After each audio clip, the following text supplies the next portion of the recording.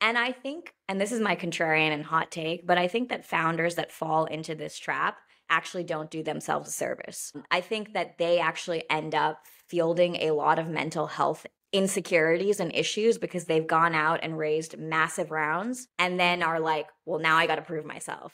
Now I got to go actually build this thing that I sold lots of people on about the vision of. And I really do think there's this rat race in Silicon Valley of like, I got to be like, I got to be this type of company with this type of investor. And I've got to do that. And I've got to double, double, triple, triple every year. And yes, there are certain companies that need to do that. But like, you don't need to get your whole self-worth off of that. And I think a lot of people think that they do. So my contrarian take is you can actually just build a company the way you want to build a company. And that's actually how I'm building TBH. How do you do that? I find that a lot of founders need some level of,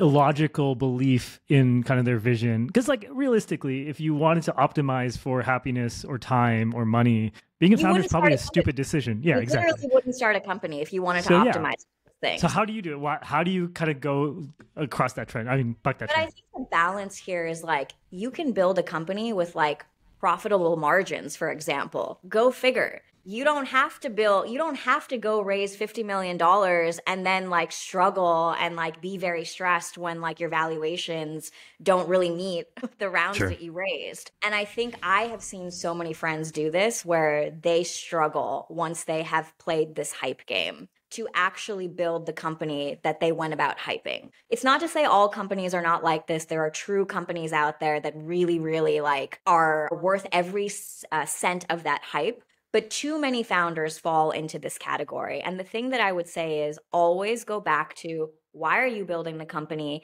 and build the company the way you want to build your company. We raised the seed round.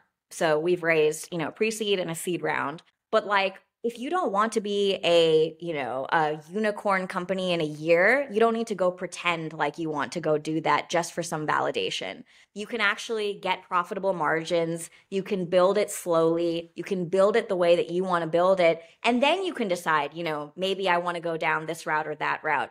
But I think too many young founders believe that there is only one path to success. And that's just incorrect. And it causes way too much mental friction for young founders. That makes sense.